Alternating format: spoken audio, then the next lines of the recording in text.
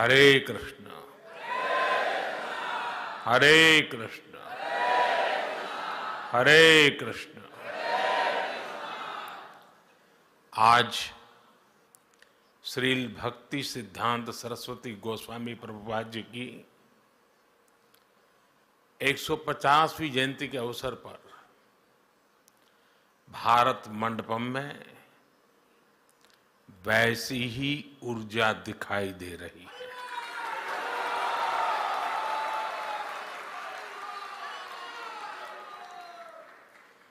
हमारी सोच भी थी कि ये भवन भारत के आधुनिक सामर्थ्य और प्राचीन मूल्यों दोनों का केंद्र बनना चाहिए।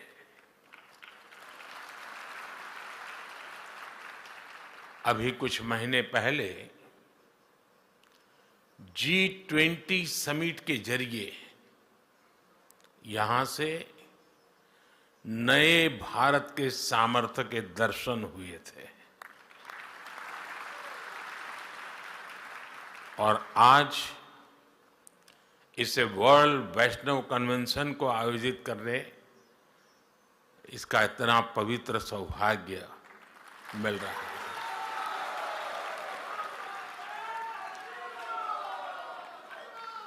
और यही तो नए भारत की तस्वीर है।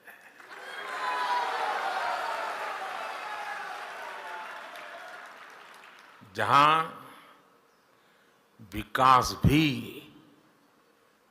और विरासत भी दोनों का संगम है।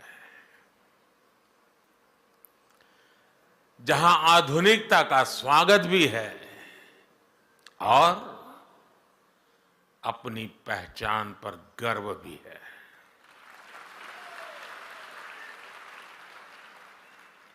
ये मेरा सौभाग्य है कि इस पुण्य आयोजन में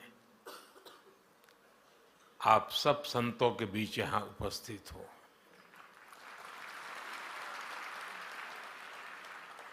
और मैं अपना सौभाग्य मानता हूं कि आप में से बहुत कई संतों के साथ मेरा निकट संपर्क रहा है।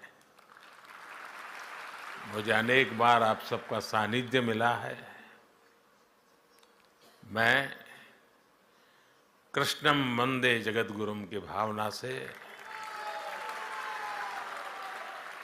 भगवान के श्री चरणों में प्रणाम करता हूं। मैं श्रील भक्ति सिद्धांत प्रभुपाद जी को श्रद्धापूर्वक नमन करते हुए उन्हें आदरांजलि देता हूं, श्रद्धापूर्वक नमन करता हूं। मैं प्रभुपाद के सभी के अनुयायियों को उनकी 150वीं जन्म जयंती की हृदय से बहुत बहुत शुभकामनाएं देता हूं।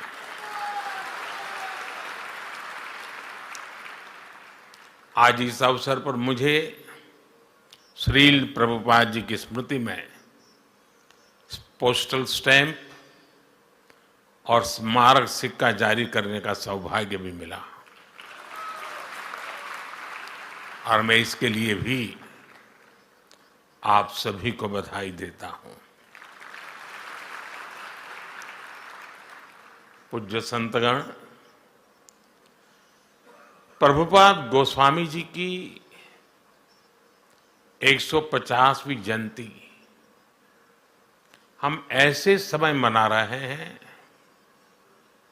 जब कुछ ही दिन पहले भव्य राम मंदिर का सैकड़ों साल पुराना सपना पूरा हुआ है।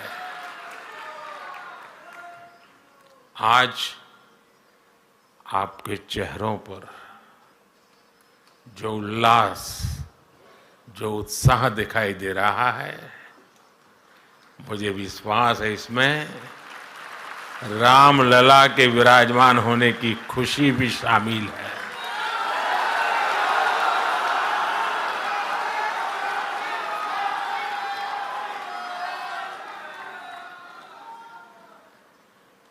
इतना बड़ा महायज्ञ संतों की साधना से, उनके आशीर्वाद से ही पूरा हुआ है। साथियों, आज हम सब अपने जीवन में ईश्वर के प्रेम को, कृष्ण लीलाओं को और भक्ति के तत्व को इतनी सहजता से समझते हैं। इस युग में इसके पीछे चैतन्य महाप्रभु की कृपा की बहुत बड़ी भूमिका है।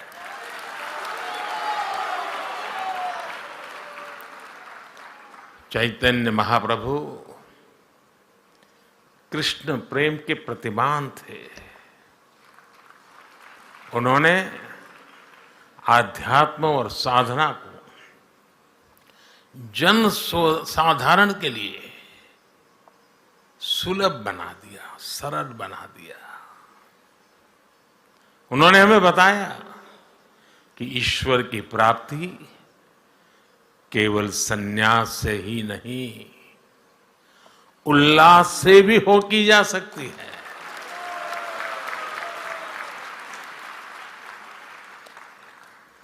और मैं अपना अनुभव बताता हूं। मैं इस परंपराओं में पला बढ़ा इंसान हूं।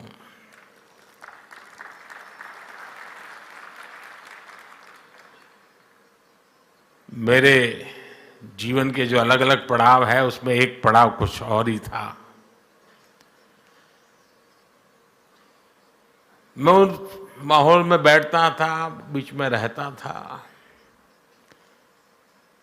भजन कीर्तन चलते थे, मैं एक कोने में बैठा रहता था, सुनता था, मन भर के, जी भर करके उस पल को जीता था, लेकिन जुड़ता नहीं था, बैठा रहता था। पता नहीं, एक बार मेरे मन को काफी विचार चले। मैंने सोचा, ये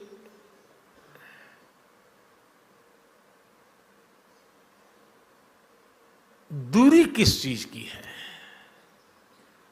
वो क्या है जो मुझे रोक रहा है? जीता तो हूं, जुड़ता नहीं हूं। और उसके बाद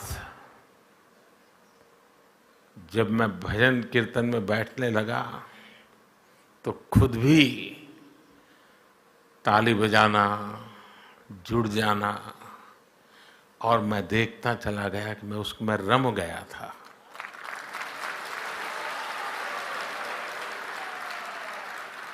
मैंने चैतन्य प्रभु की इस परंपरा में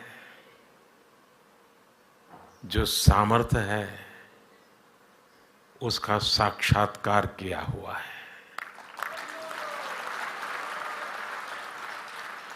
और अभी जब आप कर रहे थे और मैं ताली बजाना शुरू हो गया, तो वहां लोगों को लग रहा है पीएम ताली बजा रहा है। पीएम ताली नहीं बजा रहा था, प्रभु भक्त ताली बजा रहा था।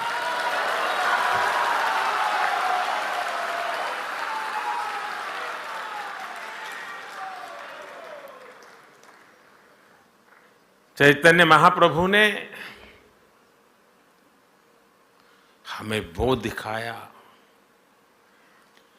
कि श्री कृष्ण की लीलाओं को, उनके जीवन को उत्सव के रूप में अपने जीवन में उतारकर कैसे सुखी हुआ जा सकता है, कैसे संकीर्तन, भजन, गीत और नृत्य से आध्यात्म के शीर्ष पर पहुंचा जा सकता है। आज कितने ही साधक ये प्रत्यक्ष अनुभव कर रहे हैं। और जिसका अनुभव को आनंद होता है, मुझे उसका साक्षात्कार हुआ है।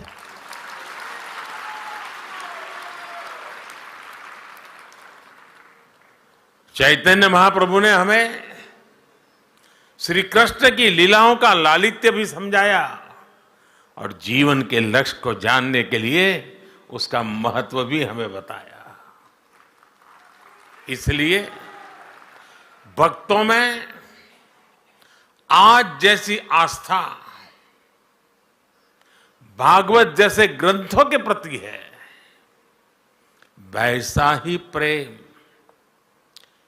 चैतन्य चरितामृत और भक्तमाल के लिए भी है।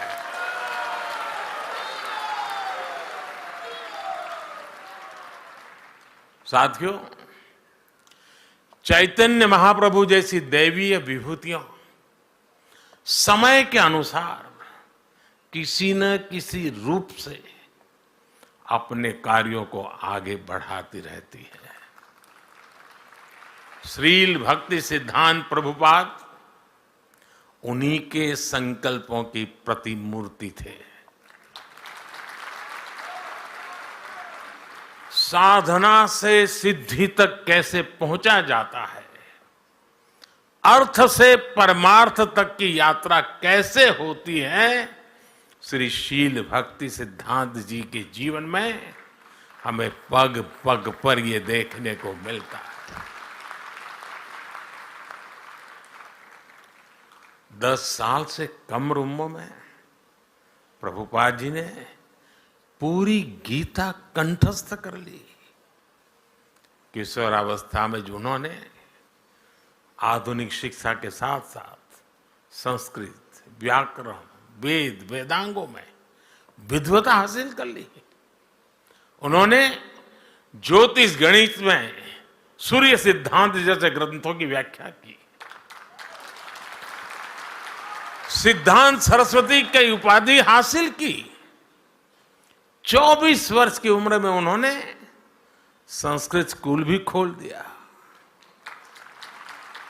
अपने जीवन में स्वामी जी ने 100 से अधिक किताबें लिखी, सैकड़ों लेख लिखे, लाखों लोगों को दिशा दिखाई। यानी एक प्रकार से ज्ञान मार्ग और भक्ति मार्ग दोनों का संतुलन जीवन व्यवस्था से जोड़ दिया। वैष्णव जन तो तेने कहिए, पीर पढ़ाई जाने रे। इस भजन से गांधी जी जिस वैष्णव भाव का गान करते थे, श्री प्रभुपाद स्वामी ने उस भाव को, अहिंसा और प्रेम के उस मानवीय संकल्प को देश विदेश में पहुंचाने का काम किया।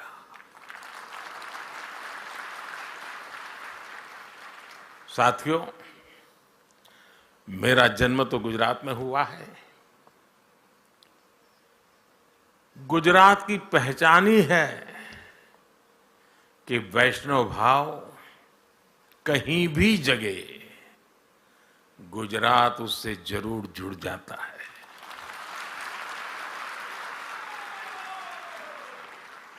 खुद भगवान कृष्ण मथुरा में अवतरित होते हैं, लेकिन अपनी लीलाओं का विस्तार देने के लिए वो द्वारिका आते हैं। मीराबाई जैसी महान कृष्ण भक्त राजस्थान में जन्म लेती हैं, लेकिन श्री कृष्ण से एकाकार होने वो गुजरात चली आती है। ऐसे कितने ही वैष्णव संत हैं जिनका गुजरात की धरती से, द्वारिका से विशेष नाता रहा है। गुजरात के संत कवि नरसिंह मेहता, उनकी भी जन्मभूमि है। इसलिए श्री कृष्ण से संबंध, चैतन्य महाप्रभु की परंपरा, ये मेरे लिए जीवन का सहज स्वाभाविक हिस्सा है। साथियों, मैं 2016 में गौड़ीय मठ के शताब्दी समारोह में आप सबके बीच आया था। उस समय मैंने आपके बीच भारत की आध्यात्मिक चेतना पर विस्तार से बात की थी। कोई समाज जब अपनी जड़ों से दूर जाता है तो वो सबसे पहले अपने सामर्थ्य को भूल जाता है। इसका सबसे बड़ा प्रभाव ये होता है कि जो हमारी खूबी होती है, जो हमारी ताकत होती है, हम उसे ही लेकर हीन भावना का शिकार हो जाते हैं। भारत की परंपरा में, हमारे जीवन में भक्ति जैसा महत्वपूर्ण दर्शन भी इससे अछूता नहीं रहा। यहां बैठे युवा साथी मेरी बात से कनेक्ट कर पाएंगे। जब भक्ति की बात आती है तो कुछ लोग सोचते हैं कि भक्ति, तर्क और आधुनिकता ये विरोधाभासी बातें हैं, लेकिन असल में ईश्वर की भक्ति हमारे ऋषियों का दिया हुआ महान दर्शन है। भक्ति हताशा नहीं, आशा और आत्मविश्वास है। भय भक्ति नहीं, उत्साह है, उमंग है। राग और वैराग्य के बीच में जीवन में चैतन्य का भाव भरने का सामर्थ्य होता है भक्ति में। भक्ति वो है जिसे युद्ध के मैदान में खड़े श्री कृष्ण के गीता के 12वें अध्याय में महान योग बताते हैं, जिसकी ताकत से निराश हो चुके अर्जुन अन्याय के खिलाफ अपना गांडी उठा लेते हैं। इसलिए भक्ति पराभव नहीं, प्रभाव का संकल्प है। लेकिन साथियों, ये विजय हमें दूसरों पर नहीं, ये विजय हमें अपने ऊपर हासिल करनी है। हमें युद्ध भी अपने लिए नहीं, बल्कि धर्म क्षेत्र कुरुक्षेत्र की भावना से मानवता के लिए लड़ना है। और यही भावना हमारी संस्कृति में, हमारी रगों में रची बसी हुई है। इसलिए भारत कभी सीमाओं के विस्तार के लिए दूसरे देशों पर हमला करने नहीं गया। जो लोग इतने महान दर्शन से अपरिचित थे, जो उसे समझे नहीं, उनके वैचारिक हमलों ने कहीं न कहीं हमारे मानस को भी प्रभावित किया। लेकिन हम श्रील प्रभुपाद जैसे संतों के ऋणी हैं, जिन्होंने करोड़ों लोगों को पुनः सच के दर्शन कराए, उन्हें भक्ति की गौरव भावना से भर दिया। आज आजादी के अमृत काल में गुलामी की मानसिकता से मुक्ति का संकल्प लेकर देश संतों के उस संकल्प को आगे बढ़ा रहा है। साथियों, यहां भक्ति मार्ग के इतने विद्वान संतगण बैठे हैं। आप सभी भक्ति मार्ग से भली भांति परिचित है। हमारे भक्ति मार्गी संतों का योगदान आजादी के आंदोलन में भक्ति आंदोलन की भूमिका अमूल्य रही है। भारत के हर चुनौतीपूर्ण कालखंड में कोई न कोई महान संत, आचार्य, ऋषि, मुनि किसी न किसी रूप में राष्ट्र को दिशा देने के लिए सामने आए हैं। आप देखिए, मध्यकाल के मुश्किल दौर में जब हार भारत को हताशा दे रही थी, तब भक्ति आंदोलन के संतों ने हमें हारे को हरि नाम, हारे को हरि नाम मंत्र दिया। इन संतों ने हमें सिखाया कि समर्पण केवल परम सत्ता के सामने करना है। सदियों की लूट से देश गरीबी की गहरी खाई में था। तब संतों ने हमें त्याग और तितिक्षा और जीवन जीकर अपने मूल्यों की रक्षा करना सिखाया।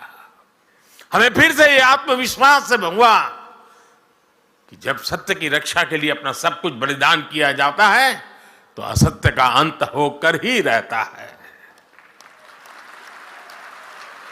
सत्य की ही विजय होती है, सत्यमेव जयते। इसलिए आजादी के आंदोलन को भी स्वामी विवेकानंद और श्रील स्वामी प्रभुपाद जैसे संतों ने असीम ऊर्जा से भर दिया था। प्रभुपाद स्वामी के पास नेताजी सुभाष चंद्र बोस और महामना मालवीय जैसी हस्तियां उनके आध्यात्मिक मार्गदर्शन लेने आती थी। साथियों, बलिदान देकर भी अमर होने रहने का यह आत्मविश्वास हमें भक्ति योग से मिलता है। इसलिए हमारे ऋषियों ने कहा है, अमृत स्वरूपाच, अर्थात वह भक्ति अमृत स्वरूपा है। आज इसी आत्मविश्वास के साथ करोड़ों देशवासी राष्ट्रभक्ति की ऊर्जा लेकर अमृत काल के में प्रवेश कर चुके हैं। इस अमृत काल में हमने अपने भारत को विकसित बनाने का संकल्प लिया है। हम राष्ट्र को देव मानकर देव से देश का विजन लेकर आगे बढ़ रहे हैं। हमने अपनी ताकत, अपनी विविधता को बनाया है। देश के कोने कोने के सामर्थ्य है, यही हमारी ऊर्जा, हमारी ताकत, हमारी चेतना है। साथियों, यहां इतनी बड़ी संख्या में आप सब लोग एकत्र हैं। कोई किसी राज्य से है, कोई किसी इलाके से है। भाषा, बोली, रहन सहन भी अलग अलग है, लेकिन एक साझा चिंतन सबको कितनी सहजता से जोड़ता है। भगवान श्री कृष्ण हमें सिखाते हैं, अहम आत्मा गुणाकेश सर्वभूताशय स्थित, अर्थात सभी प्राणियों के भीतर उनकी आत्मा के रूप में एक ही ईश्वर रहते हैं। यही विश्वास भारत के अंतर मन में नर से नारायण और जीव से शिव की अवधारणा के रूप में रचा बसा है। इसलिए अनेकता में एकता का भारत का मंत्र इतना सहज है, इतना व्यापक है कि उसमें विभाजन की गुंजाइश ही नहीं है।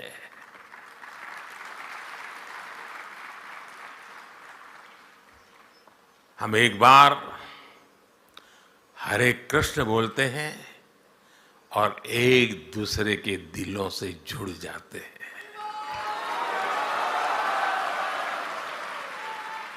इसलिए दुनिया के लिए राष्ट्र एक राजनैतिक अवधारणा हो सकती है, लेकिन भारत के लिए तो एक भारत श्रेष्ठ भारत ये आध्यात्मिक आस्था है। हमारे सामने खुद श्रील भक्ति सिद्धांत गोस्वामी का जीवन भी एक उदाहरण है। प्रभुपाद जी पुरी में जन्मे, उन्होंने दक्षिण के रामानुजाचार्य जी की परंपरा में दीक्षा ली और चैतन्य महाप्रभु की परंपरा को आगे बढ़ाया और अपनी इस आध्यात्मिक यात्रा का केंद्र बनाया बंगाल में स्थापित अपने मठ को। बंगाल की धरती में बात ही कुछ ऐसी है कि वहां से आध्यात्म और बौद्धिकता निरंतर ऊर्जा पाती है। ये बंगाल की ही धरती है जिसने हमें रामकृष्ण परमहंस जैसे संत दिए, स्वामी विवेकानंद जैसे राष्ट्र ऋषि दिए। इस धरती ने श्री अरविंद और श्री गुरुदेव रविंद्रनाथ टैगोर जैसे महापुरुष भी दिए। जिन्होंने संत भाव से राष्ट्रीय आंदोलन को आगे बढ़ाया। यही से राजा राम मोहन राय जैसे समाज सुधारक भी मिले। बंगाल चैतन्य महाप्रभु और प्रभुपाद जैसे उनके अनुयायियों की तो कर्मभूमि रही है। उनके प्रभाव से आज प्रेम और भक्ति की एक वैश्विक मूवमेंट बन गए हैं। साथियों, आज भारत की गति प्रगति की हर तरफ चर्चा हो रही है। आधुनिक इंफ्रास्ट्रक्चर में, हाईटेक सेवाओं में भारत विकसित देशों की बराबरी कर रहा है। कितनी ही फील्ड्स में हम बड़े बड़े देशों से आगे भी निकल रहे हैं। हमें लीडरशिप के रोल में देखा जा रहा है। लेकिन साथ ही आज भारत का योग भी पूरी दुनिया में घर घर पहुंच रहा है। हमारे आयुर्वेद और नेचुरोपैथी की तरफ विश्व का विश्वास और बढ़ता चला जा रहा है। तमाम देशों के प्रेसिडेंट और प्राइम मिनिस्टर आते हैं, डेलीगेट्स आते हैं, तो वो हमारे प्राचीन मंदिरों को देखने जाते हैं। इतनी जल्दी ये बदलाव आया कैसे? ये बदलाव आया कैसे? ये बदलाव आया है युवा ऊर्जा से। आज भारत का युवा बोध और शोध दोनों के साथ में लेकर के चलता है। हमारी नई पीढ़ी अब अपनी संस्कृति को पूरे गर्व से अपने माथे पर धारण करती है। आज का युवा स्पिरिचुअलिटी और स्टार्टअप्स दोनों की अहमियत समझता है, दोनों की काबिलियत रखता है। इसलिए हम देख रहे हैं, आज काशी हो या अयोध्या, तीर्थ स्थलों में जाने वालों में बहुत बड़ी संख्या हमारे युवाओं की होती है। भाइयों और बहनों, जब देश की नई पीढ़ी इतनी जागरूक हो तो ये स्वाभाविक है कि देश चंद्रयान भी बनाएगा और चंद्रशेखर महादेव का धाम भी सजाएगा। जब नेतृत्व युवा करेगा तो देश चंद्रमा पर रोवर भी उतारेगा और उस स्थान को शिव शक्ति नाम देकर अपनी परंपरा को पोषित भी करेगा। अब देश में वंदे भारत ट्रेन भी दौड़ेगी और वृंदावन, मथुरा, अयोध्या का कायाकल्प भी होगा।